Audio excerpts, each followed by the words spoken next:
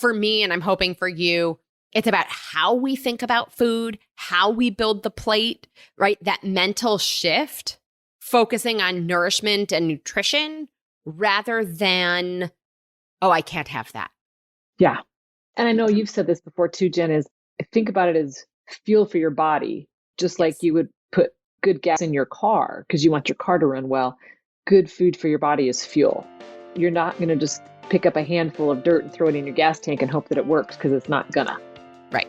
And your body is potentially your most important vehicle. Welcome to Salad with a Side of Fries. I'm your host, Jenn Trepeck, talking wellness and weight loss for real life.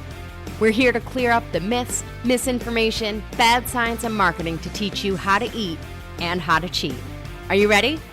I'm having salad with a side of fries. Hey friend, welcome back to another episode of Salad with a Side of Fries. I'm your health coach and host, Jenn Trepeck, always here with you every week.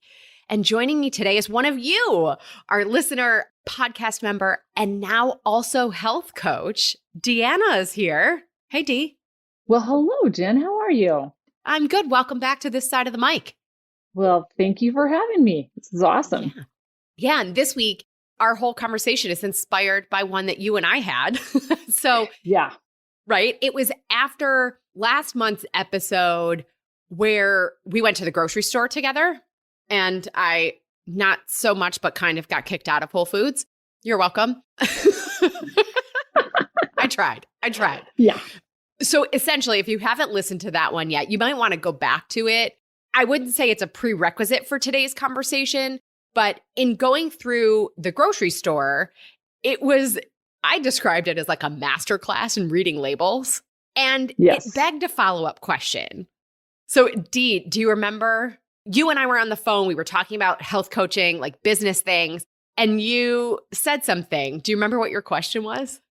I'm not sure if I remember exactly what the question was, but I said, I love the fact that you were like in the grocery store and how you were kind of trying to like, if you have this, add that to it and add that to it. And I think might have been one of my clients that said, but how do I make it a better? How do I know that I'm adding the right things to it? And I think that was sort of the question. Exactly. Yeah. It was like, how do we build this plate? And if we do end up choosing the pasta, how do we build a pasta meal? Right? What does a pasta meal look like if pasta is a condiment versus the main thing? Right. So, but you go to an Italian restaurant and pasta's the main meal. Right. Yes. Exactly. And I think they would be upset with you if it's like, I only want like this much, my palm size of that pasta. And I want everything else. Yeah. Ask for the to-go container. Right. So that's today, right? We're going to build some plates. We're going to do it together. So I have some foods, Dee sent me some foods, and we're going to talk about how to build a meal around some of these things, right? So super quick, before we get into it, let's tell our members what they're getting this week. So members, your recipe is for honey, lime, tilapia, and corn foil packets. So I'm going to kick with the foil packets because they are beyond easy cleanup and makes using the grill so appealing, especially in the summer months. And especially also with fish. I think people get scared of like fish in the grill or whatever. And so this makes it so easy. This is your, cheat sheet to the grill and fish. Start to finish, less than 30 minutes, minimal cleanup. Like I said, great for summer, great for a weeknight when we don't have a ton of time. You'll love this one. And in addition to your recipe, because it is the third month of the quarter, it's time for your live quarterly Q&A. So by popular demand, we're going to do it as a one-on-one. So you and me, 30 minutes. So your email on Friday will have everything for you to book time in my calendar. Dee, not to put you on the spot. Sure. But to put you on the spot. Okay, I'm ready. Why would you recommend the membership to people, or what do you love about being a member? I love the articles that you send, the recipes, of course, and then all of the people that give away the other stuff. So the one that you had last week, and he was giving away his book, which is actually really, really cool. So for that $10, it by far it pays for it. I have passed on your recipes multiple times to people, the articles, everything. So that information alone is worth the $10. Awesome.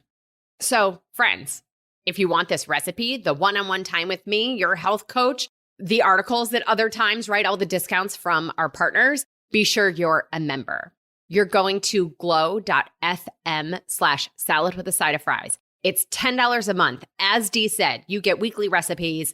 Monthly, it's extra articles or tools, discounts from me and our partners, plus access to the quarterly live Q&A sessions. Really a total deal. The full offerings, if you take advantage of them, you're going to save far more than that $10 cost, especially in this month alone with the quarterly live session. You're making back like the year in one, phone call. So I say it every time. It is a no-brainer way to show yourself that your health is a priority. Plus, by being a member, you support this podcast and this community so we can continue to bring you new episodes and experts every week. So remember, you're going to glow.fm/salad with a side of fries, or just click the link in the show notes because that's easier. Once you're there, it's about 3 clicks. So you're going to click support now, type your email and payment method, click subscribe, and you're all set. You'll get this week's recipe for the honey lime tilapia and corn foil packets. Say that 10 times fast. And details to schedule your quarterly live session. Just you and me, 30 minutes, one-on-one. All right, Dee, let's build some plates. All right. I have to tell you on the foil packet, though, really quick. I do those all the time in the summer with chicken, hamburgers, sausage, all the time. I have a chicken recipe coming to you guys next week. See, for the there foil we go. Packets too. See, I told you I'm on a foil packet kick. So we're going to build some plates. Now, in the grocery store episode, we started with breakfast and then went to lunch and dinner and snacks. So let's start with some breakfast again. I think one of the big questions comes up. This actually happened recently with a new client. He goes, so how do I eat cereal? I was like, oh, that's cute. Right. So I kind of think cereal and granola fall into the same category, right? What do you think? Yes. Oh, 100%. 100%. Well, I think granola is probably better in some respects. Yeah. And for both of these, it's going to depend on, what cereal you're having, what granola you're having. Then we build the bowl. So depending on what you're having, maybe it has a ton of fiber. Maybe it has nothing, right? So for example, I have the Ezekiel something cereal. Ezekiel is the brand, and it has these slivered almonds in it. It's super high in carbs, even though it has fiber and some protein. So I use it for added texture, right? It kind of, full disclosure, it tastes like cardboard. You're not going to munch on this and think oh, it tastes delicious. It doesn't. But it gives you that texture with more nutrition than Cheerios, right? Right. So if I'm building this bowl, I do Greek yogurt. So Greek yogurt is a couple ounces of protein, right? Then I have probably about a cup of berries. So raspberries, that's going to give me 9 grams of fiber. You don't need to know these things, but a cup of fruit with that yogurt. Then I'll do walnuts or almonds, or sometimes a little bit of both. That's probably going to give me maybe another ounce of protein and my quality fat. And then I do a little bit, right, sprinkle of the Ezekiel cereal, right? I'm not even having a full serving. Exactly. It gives that texture. It gives that flavor. And I'm having that thing. It sort of satisfies that carby thing. That texture that you're looking for. I don't know how else to describe it. It satisfies that, but it's not going to spike my blood sugar. And if I need to, because the berries aren't great, maybe I'll drizzle with honey. If I'm really feeling wild, maybe I'll drizzle with a little bit of peanut butter. Cereal, by the way, if you just have a bowl of cereal, you're probably going to be hungry again in an hour or two. The breakfast I made keeps me for probably 4 or 5 hours. Do you depending use on plain how much Greek? I'm putting in. I do. I use 2%. Usually it's the 2% Faye plain Greek yogurt. Yeah. I have to put honey in that. Yeah. For sure. Yeah. Yeah. Yeah. But I would drizzle the honey on top of with all of the things in it. It sort of like helps bind some of the things together. I don't know. It works for me. And that's very different than, not to knock on Cheerios. You were great, but as we get older, we can recognize that they're not really serving our health. And that claim on the front of the package of helping cholesterol is because whole grain, whole grain in air quotes, exactly, is better for us. They claim it's whole grain, but they turn it into flour, right? And then they build you those Cheerios.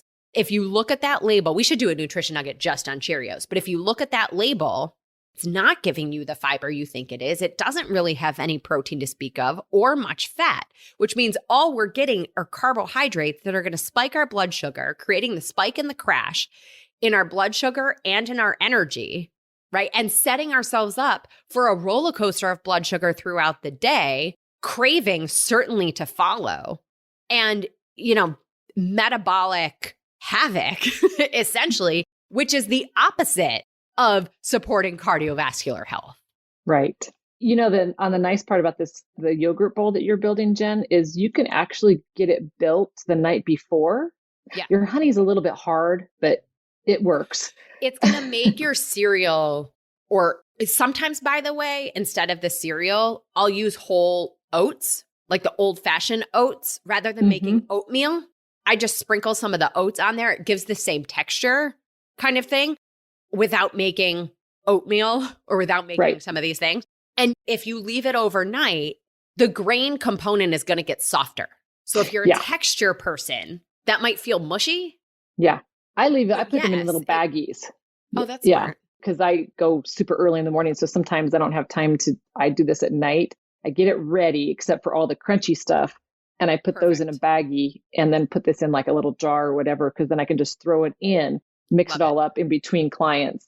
And then I have that. So then it's like, well, how do you get your kids to do something like this? We build them the night before. So if you're leaving, I know some parents that leave before their kids leave, and then, have your cereal or your granola or whatever, have it measured out for them and just say, hey, just add this on, here's your boiled egg, have it peeled for them. You got to help them out just a little bit to give them the tools. I love those. Yeah. And then on the oatmeal front, I kind of do oatmeal the same way, where if I'm actually making oatmeal, which every now and then I get a hankering, so I do the steel cut. I make a pot of the steel cut.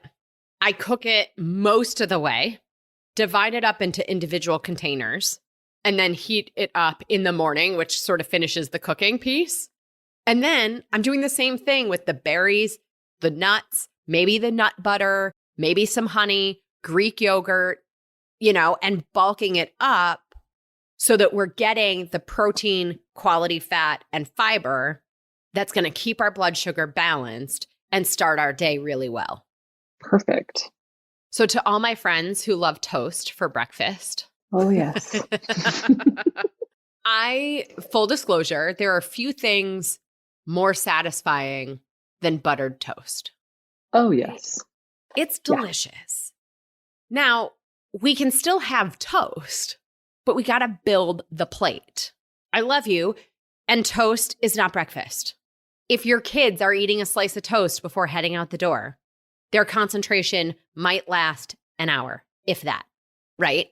In fact, the butter, especially if it's a high quality butter on the toast, actually helps, right? Because we're getting some fat with those carbs. We can certainly look for breads that are actually whole grain. There's a brand like those German breads. There's one called Mestemaker that I used to get. They're really wide. They're like long and wide and thin slices. They are actually whole grain. You're still going to see the net carb being higher than we want, but one piece is really satisfying. It does give you the whole grain. We can add some butter. We could add some nut butter, right? And still going back, I don't know why I always think of, fruit at breakfast, but I've used that to make croutons in a salad. I've used that, with on the side of breakfast, right? With an omelet and veggies. So it's not about never having toast. It's building the rest of the plate that the toast is going to go with and choosing our best quality toast product. Right.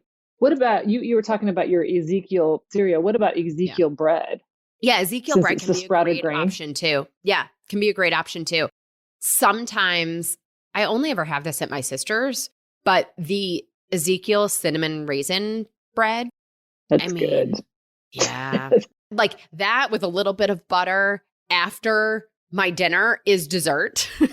Oh, yeah. The challenge, I think, with the Ezekiel bread versus the Mesta Maker is that it is much easier to eat a lot of the Ezekiel than it is like, I could eat 2 pieces of Ezekiel, no problem, but I can't really eat 2 pieces of the Mesta Maker. I'm going to have to look for that. I don't know if that's in the state of Colorado or not. Yeah. I mean, the interwebs, but. Oh, there you go. Yeah. Everything is in the interwebs. Right, exactly. And then toast also makes me think of avocado toast. Yeah. Right? So avocado toast is an interesting one because it's not as awesome as everybody wants it to be. What? You what, Jen? What? So, okay, it depends what kind of bread we use, right? Same thing as the other toast. The avocado on it can be awesome provided we're having actual avocado. Sometimes you got to look at the ingredients if you're using like an avocado spread or something. So if you're using an avocado spread, we got to look at the ingredients, make sure what we're getting, how much avocado is actually in it, what else is in it that we weren't thinking that we were getting. But if you're choosing a great bread, actually using half an avocado, which is a serving avocado, we're getting our quality fat. Then what do people put on top of it? An egg, right? Mm-hmm. Yep, fried egg. So 1 egg, maybe 2. That gives us about 2 ounces of protein. That's a snack. A meal for a woman is 4 to 6 ounces of protein. A meal for a man is 6 to 8 ounces of protein. So how are we building that? Where is the rest of it coming from? You could certainly use like nutritional yeast, and maybe if you use 2 tablespoons of nutritional yeast, it's about another ounce of protein. But it takes some extra effort to build up the rest of that plate. And right? then you could also top it with avocado and the bread may not be a sufficient meal. And as a snack, we have to look at that bread to say, are we even balancing the carbs that are coming from the bread with fiber, protein, quality fat? So would you do a half? Well, I guess it doesn't really work with a half a piece of bread. Right. I mean, you could do 1 piece of bread and cut it in half and make it a really small sandwich. Right. I mean, I tend to eat it open faced versus a sandwich. Yeah, but also, if you had that on the side of a salad and you had some other things in that salad, now we're bulking up with fiber, right? We can get more protein into that salad, another egg, right? So it's not that avocado toast isn't helpful. It's that we got to build the rest of it. It's so use it more of on its own. A side, like have that with some scrambled eggs, maybe. Yeah. And you could do that as a side. You could always put, I also put microgreens on top of mine. Yep. To get some of that too. All the greens. Yeah. Yeah. All the greens, tons of, I am a big fan of the breakfast salad. Yeah. So I'm sure I've told you guys this before. So grab a bowl. I'm a fan of a big bowl. I like to eat out of a big bowl. It lets me like mix things up, right? So in the bowl, whatever greens you have, and then chop up whatever veggies you have. If you have some carrots or bell peppers, cucumber, mushrooms, whatever. I'm a big fan of putting a lot of things in a salad. I find it makes it way more satisfying. So put a bunch of things in there. Usually I'll do 2 eggs and an extra egg white because the egg white is your protein. The egg yolk is where you're getting your fat, and it's not the enemy, but we want it runny. I wouldn't recommend eating hard-boiled egg yolks. So cook those couple eggs, leaving yolk runny, throw it on top of the salad. Those runny yolks make like a creamy dressing. I'll add nutritional yeast for some more protein and a cheesy flavor. Sometimes I'll add everything bagel seasoning to the salad. Sometimes a little balsamic vinegar, right? If you want more of a dressing. So satisfying, so delicious. You could put a, piece of toast on the side of that, or those kinds of things to have your well-rounded meal that's going to last and keep our blood sugar stable. Mm-hmm. When you were talking about peanut butter on your toast, Jen, I always grew up with peanut butter toast with bananas on them. Yeah. And so with my kids, I did the same thing. And I'd do the bananas and then have a side of bacon and try and add some things to them, kind of things or you can make a sandwich if they're needing to run, you can make like the Elvis Presley sandwich. That's pretty much what it is. Bacon, peanut butter, and bananas. Yeah. And again, right, what are you getting in there? We need the fat, the fiber, the protein. Yeah. And another great one, especially for on the go, is to do the egg muffins, although they're not even really muffins. You just use a muffin tin. So in a muffin tin, spray it with something nonstick and then scramble up some eggs or egg whites, whatever makes you happy. I would say fill them like 2/3 full and then sprinkle whatever you want in them. So one week, maybe you do like spinach and mushroom, and another week you do tomatoes and feta, or, do some of a bunch of different kinds, pack those with a bunch of veggies, put them in the oven. They take longer to cook than you would think. So they're going to need to stay in there. And then you can throw them in a Ziploc, depending on how many eggs you use and how many of the little muffins you make, right? You can figure out about how many eggs are in each thing. One egg is about 1 ounce of protein. So then we can say, okay, for breakfast, if I grab a couple of these and, maybe there is some veggies in there, we could certainly have more veggies. Or if I grab a couple of those and an apple and run out the door, I've got options and I have enough that can sustain me for a few hours. Yeah. It just takes prep. That's the hardest part. And this is when I talk to my clients, I'm like, it just takes a little bit of prep. So just think it through a little bit. It just takes a little bit of prep. And once you've done it a couple times and then you've run out of like your Greek yogurt and berry thing and you're like, dang it, now I got to make some more. And then because then you start to miss those things that you've made ahead. Yeah. Yeah. And you get better at it as you do it. Yep. And, change it up. Sometimes running out of something forces us to get creative with what we have there. And that, I think, is the secret to all of this, is making it work. The objective is just to make it work and figure it out, not to let this completely consume your life. Yeah.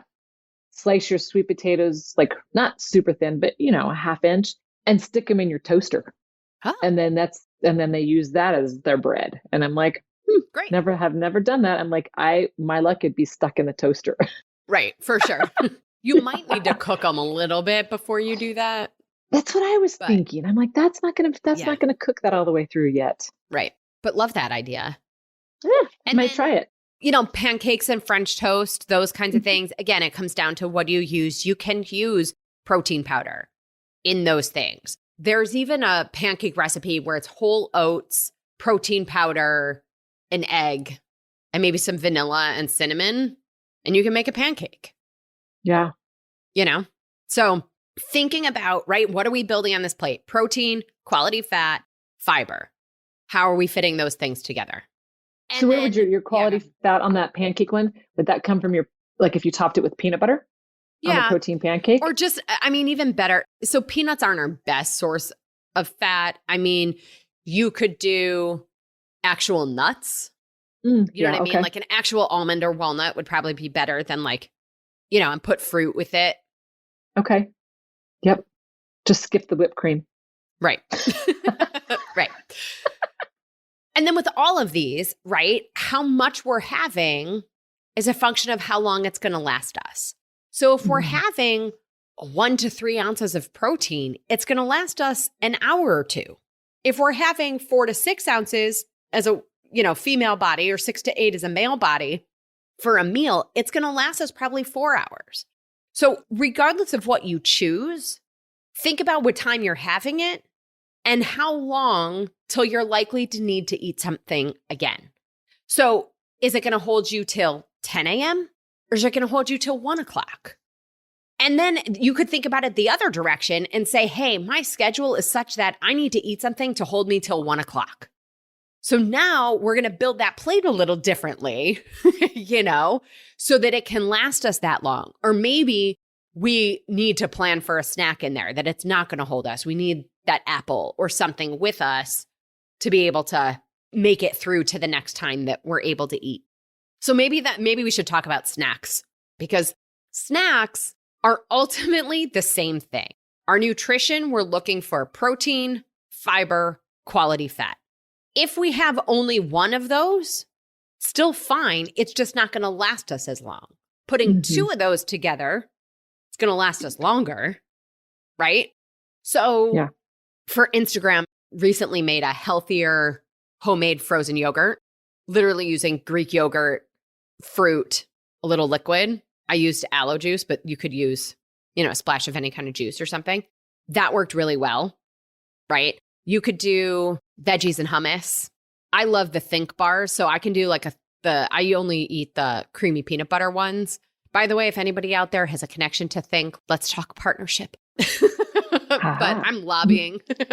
But I like the creamy peanut butter Think bar. I can have that and some fruit. The other morning, I had an in-person meeting where I had to be there by 6:45. So I had to leave home super early. So I had a nutrition shake that had protein and fiber before I left. And I brought with me a bag of berries and a bag of walnuts.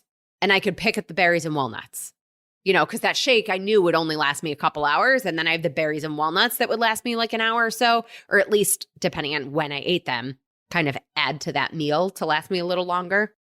Yeah. I think turkey and an apple I used to bring all the time when I had a job that was, like in an office. A banana with some peanut butter.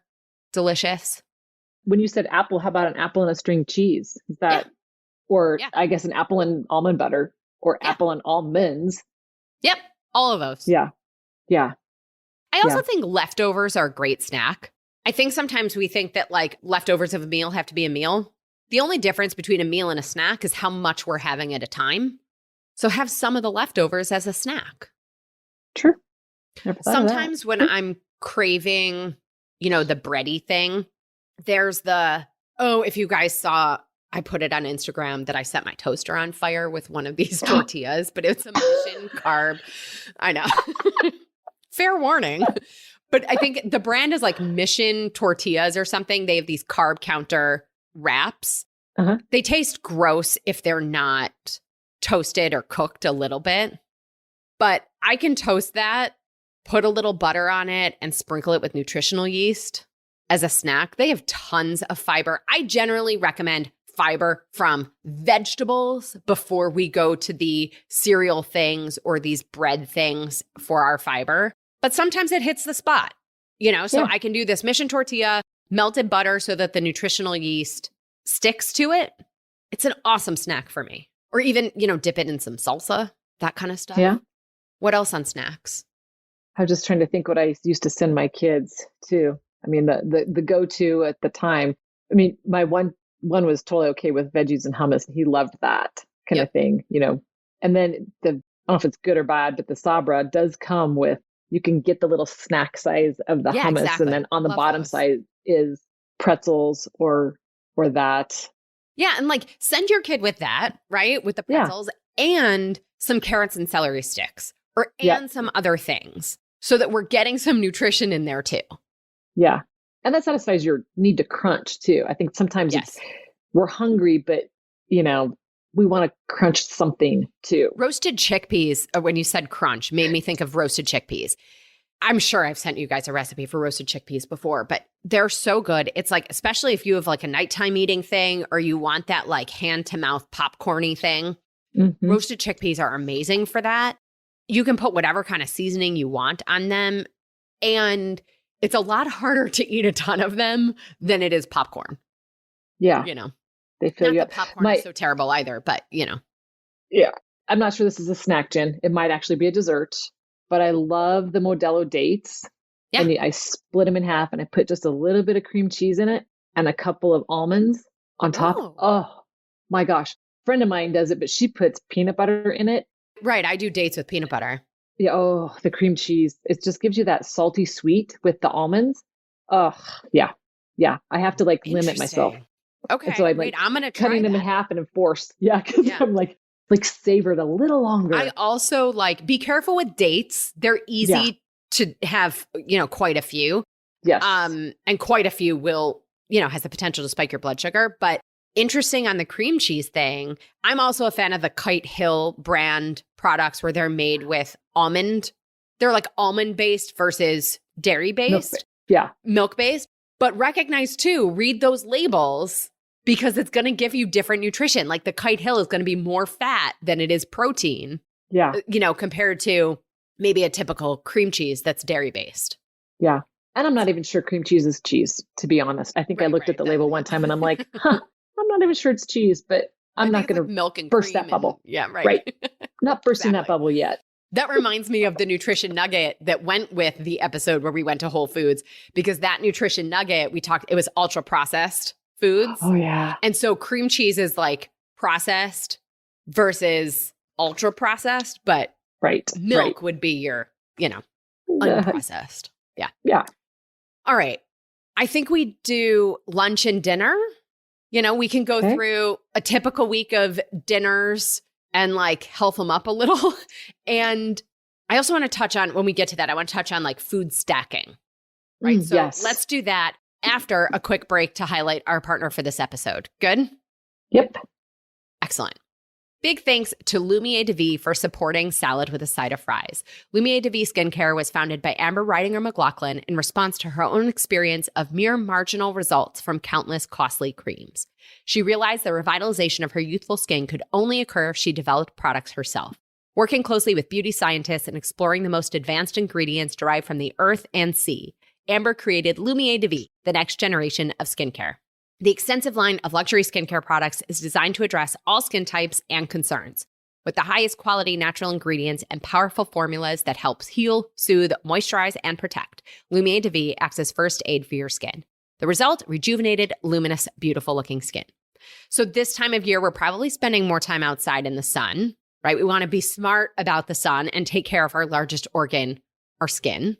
And our skincare is another place where we want to be balanced, right? Not just our plates, but our skin. So Lumiere de Vie is a big part of that for me. So if you're ready to help your skin find balance, feel better, look better, all the things, maybe start with the Skincare Value Kit. So it gives you a cleanser, toner, and moisturizer for $125. The men's kit is $90. It's truly a tremendous value for the ingredients that they use in these products. And because you're a Salad with a Side of Fries listener, you get 10% off plus free shipping. So text the word SKIN, SKIN, to 844-947-4846. You'll receive the link and coupon code right to your phone. Again, simply text the word SKIN, SKIN, to 844-947-4846 to try Lumiere de Vie Skincare at 10% off plus free shipping. Standard text and data rates may apply. Okay. Let's start with food stacking for a second. So Dee, you brought up this question. You want to talk about food stacking for a sec? Yeah. Well, in my version of it is you're going to eat your protein and your veggies and your fiber first before you add in any of your extra stuff, say your rice or noodles or anything else. And so then your protein and your fiber comes first. It takes a little bit longer to digest. And then the other stuff the only way I can describe it to other people is like your little sand castle goes down slower when you add those things first. Now, that's not typically how we eat, I'm like, but just a little bit at a time or start your meal with a salad. Yep. And then if you have a protein, which Jen knows that I'm not a big fan of protein, I have to force myself for protein. So for me to food stack with that, it's really, really hard for me on that. So mine is typically just veggies, and maybe like 2 or 3 bites of protein. And essentially the food stack is such that we are blunting the impact of the higher glycemic carbohydrates on our system. Yeah. Whether you start with the veggies or the protein or you mix them together, I'm less of a stickler about. Like the big, gung-ho proponents of food stacking are all about the veggies first. But I say to my clients, like veggies and protein to start, the starchy, carby things, with it or a little bit, after we've had some bites of the other things, is going to put us in a better spot for blood sugar and metabolic health. Yeah. It's probably why the Italians always start everything with a salad. Yep. Yeah. right? So it's why too, if we go to the restaurant, we start with the salad, we start with the vegetable soup, we start with an appetizer that's giving us some protein. And then we eat, maybe some of that bread. Not only are we going to end up having less bread, but that bread is being, processed in our body with the other things instead of on its own and first. Because remember, if you go back all the way back to an episode called How the Hell Did We Get Here? Right? And I know I've talked about this on other episodes too, but essentially, if we eat that bread first, it's like flipping a switch, spiking our blood sugar. And now even if what we ordered was steamed fish and vegetables, we're storing that as fat because the bread's, spiked our blood sugar. So the idea of stacking is a way to think about starting with the quality nutrition that's going to help stabilize blood sugar and stabilize the release of fuel into our system. Cool. That doesn't work really great at a Mexican restaurant, right? It's like, hey, I would like a salad with I don't want that chips and salsa. Right. It's hard, right? But maybe it is that's hard. Where, maybe that's where we look at saying, I'm going to make sure I have the guac. Can I ask for some veggie sticks? Most Mexican restaurants will give you veggie sticks with your guac. And then you're having veggie sticks and guac with fewer chips.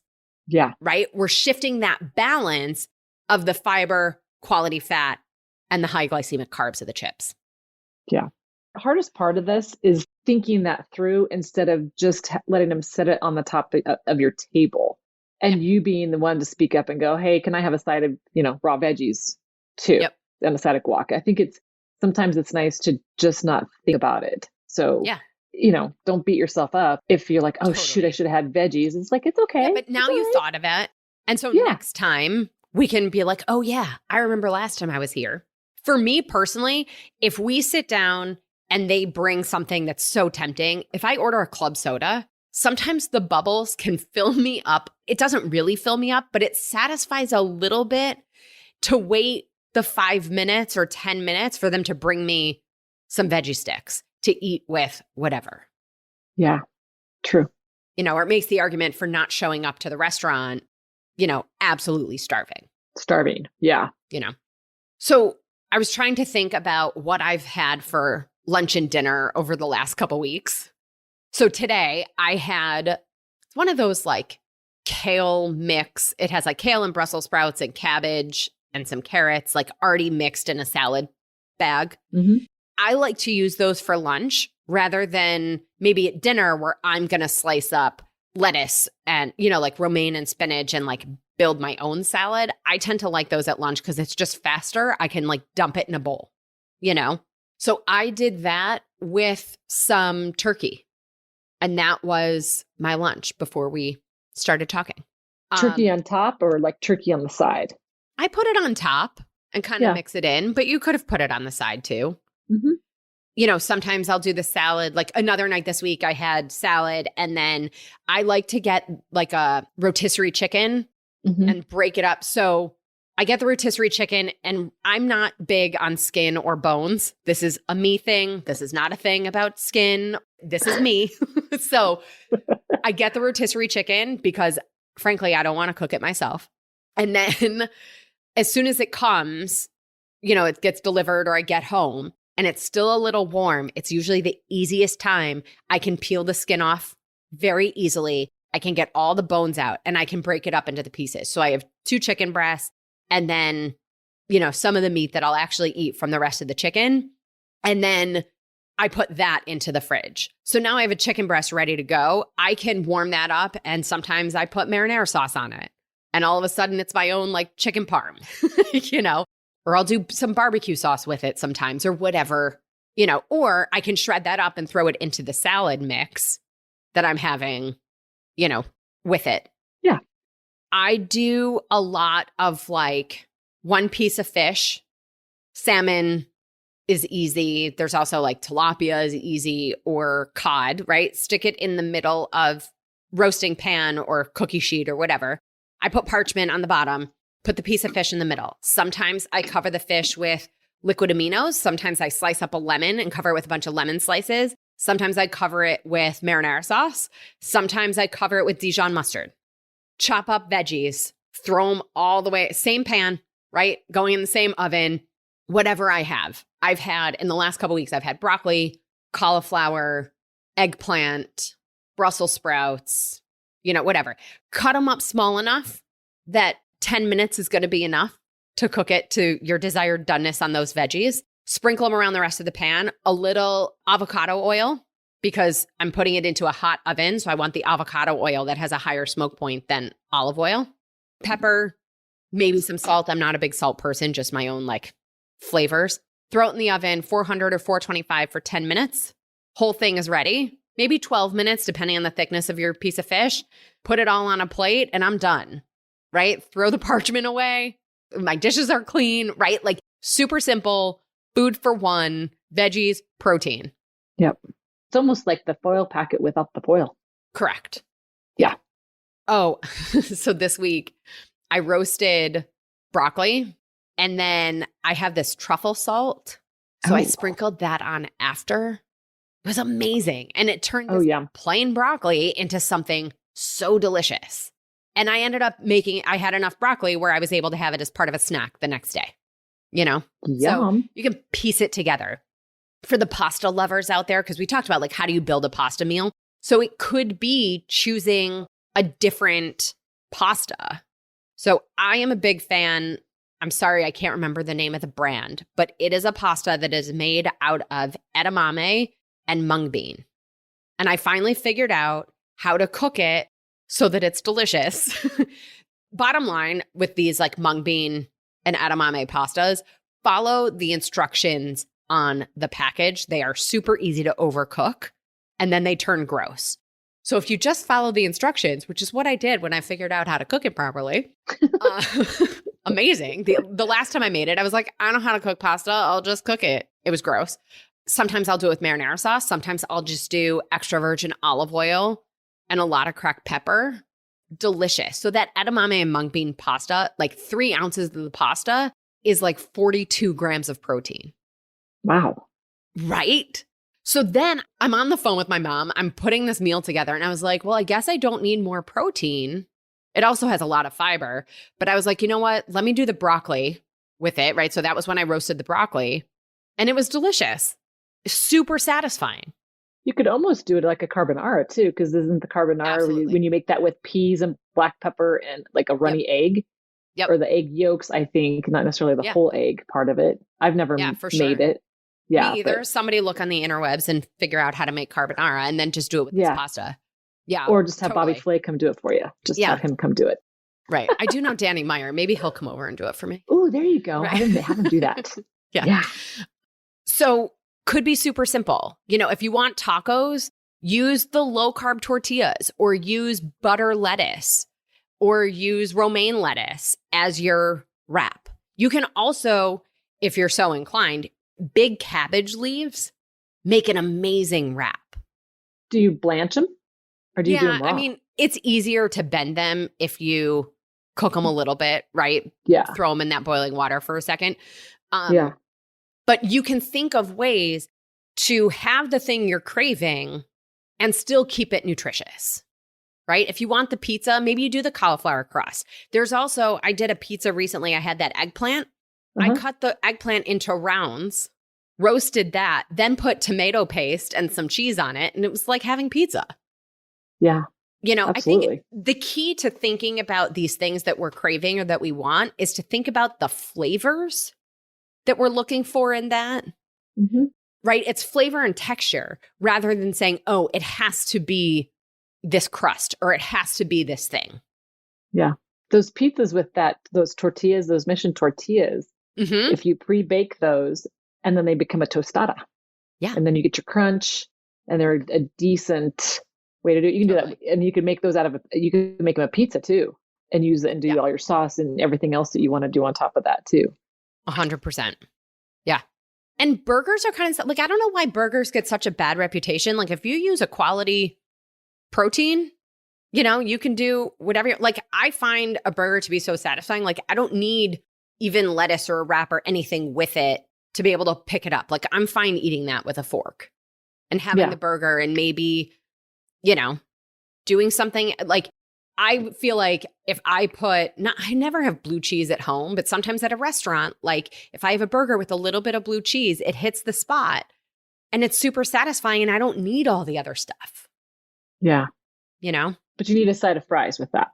Well, There's I your would do a side of salad with that Salad. and then maybe a couple fries, but yeah. Yeah.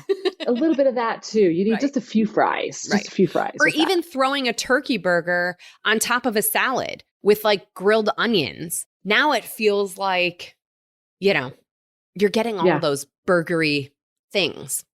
Yeah.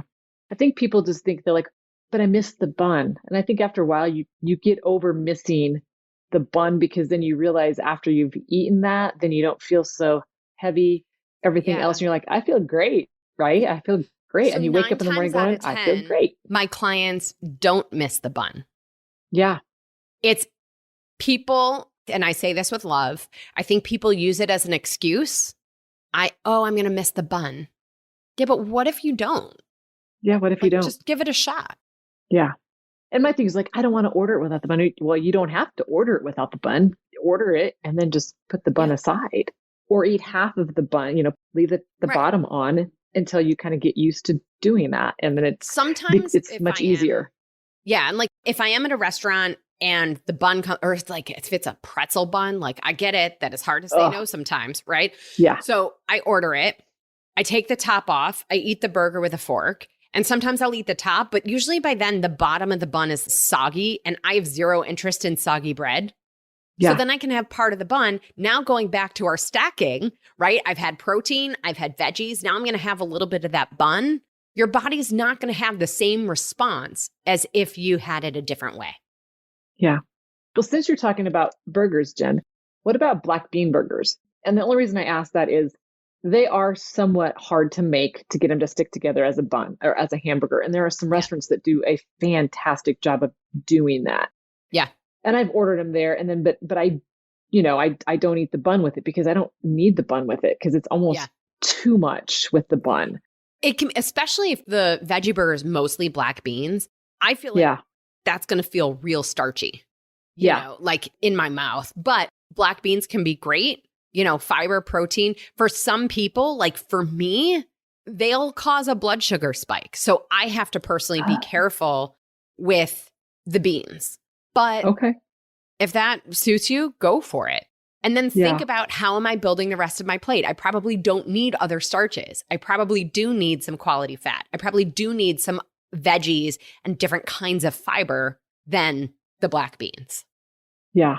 I just break it up and put it on top of my salad. Yeah, exactly. For sure. I think key takeaway of lunch and dinner in building the plate is veggies first.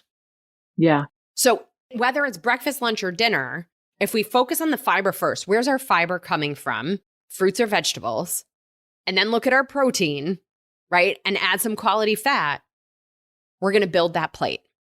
So over the course of a day, we're looking to get 8 to 12 servings of vegetables, 1 to 2 fruits, protein each time we eat, right? The amount depends on whether it's a meal or a snack, male or female biology, right? And then quality fat is like 2 to 4 times a day. If we're checking off those boxes, what does it require each time we eat?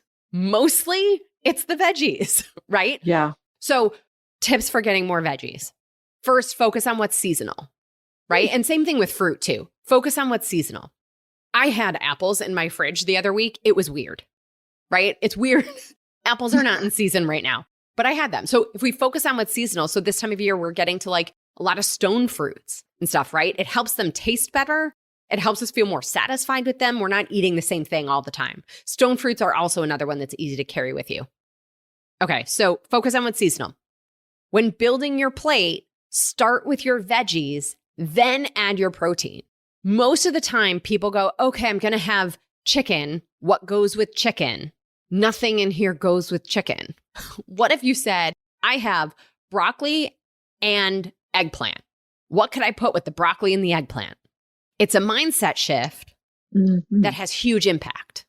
Focus on variety is your next tip. So variety, not just meal to meal and day to day, but within each meal.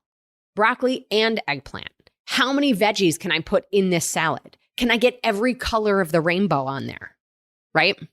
Focus on variety. Use all the herbs and spices.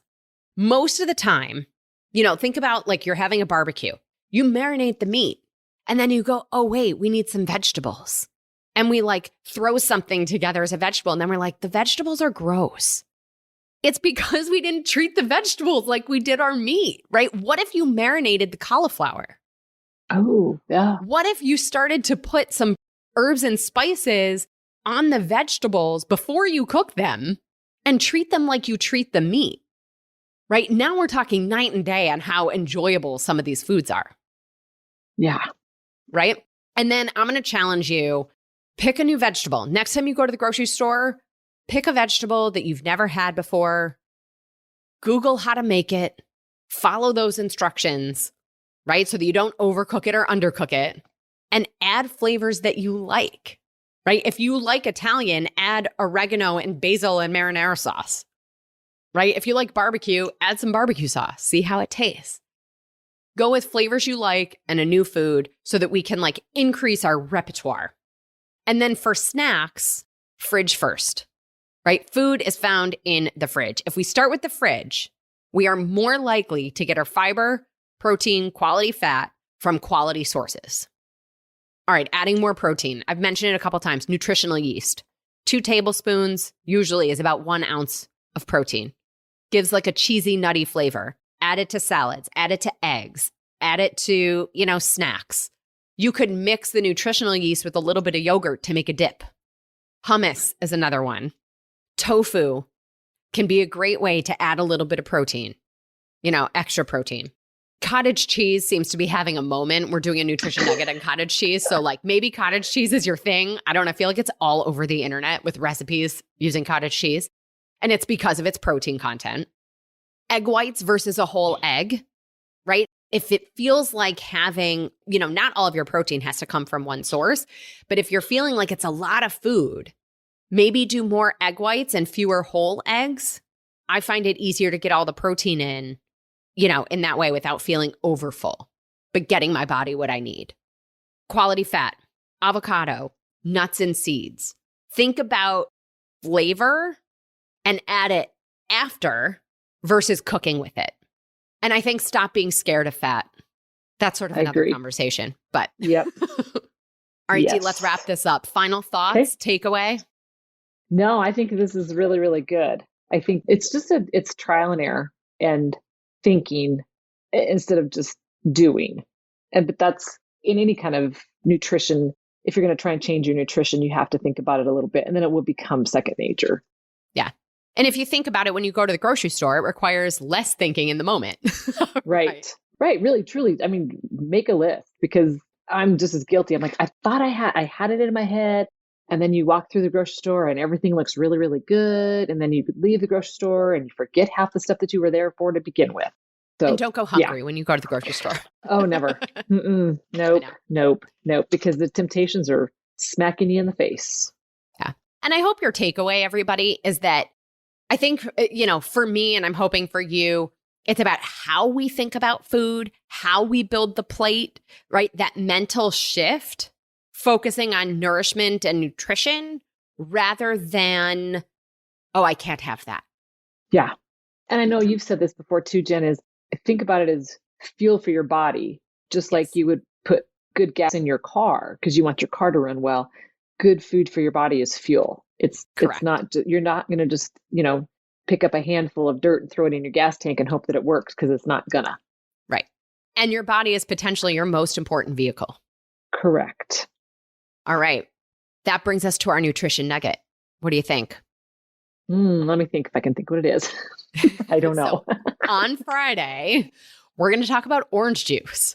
So we read a couple OJ labels when we were at Whole Foods, and truth be told, OJ was on my list for a nutrition nugget before then.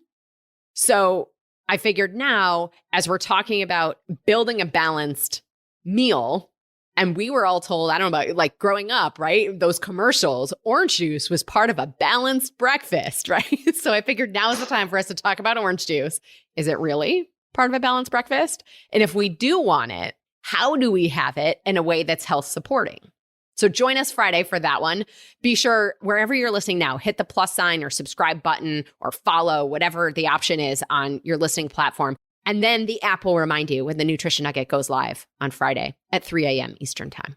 Well, as always, everybody, I'm your host, Jenn Trepeck. Connect with me on Instagram or really all social media. I am at Jenn Trepeck, JENNTREPECK.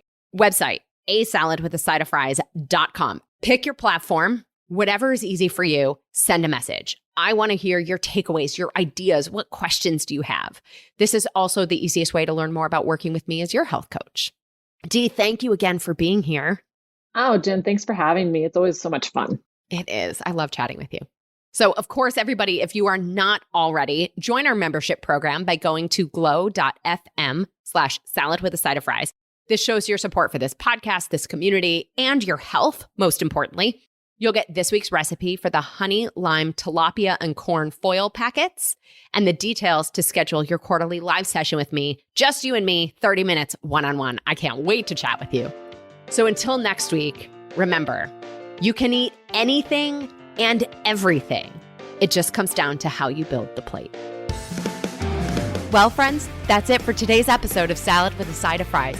Congratulations for making yourself and your health a priority. Thanks so much for joining us. Be sure to click subscribe or follow on your favorite podcast platform. Share us with a friend, and we'll be back next week. Always remember, you deserve it, and you are worth it. Happy healthy.